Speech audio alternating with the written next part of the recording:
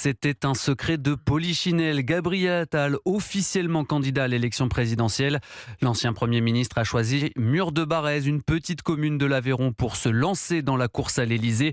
Une mise en scène dont l'objectif est double, montrer un visage plus proche du terrain et commencer à installer un duel avec Édouard Philippe, comme l'a constaté Arthur Delaborde pour Europe 1.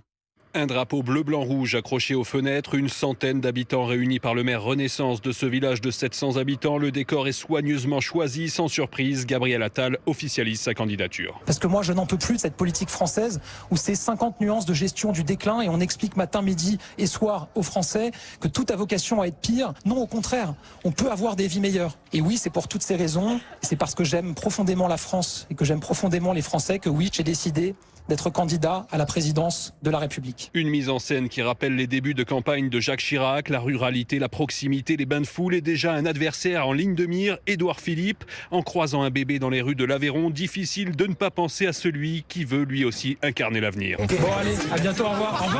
Au revoir Édouard. Une campagne permanente s'ouvre pour gommer son image de candidat parisien. Je pense que l'important, c'est pas tant d'où on vient, mais c'est où on veut aller, où on veut emmener le pays. Hyper communicant, l'ancien Premier ministre est désormais lancé pour tenter de réduire son retard dans les sondages face à Édouard Philippe. Arthur Delaborde du service politique d'Europe 1. Avec cette candidature supplémentaire, cela porte le nombre de prétendants à la présidence de la République à 32 selon une note du Sénat.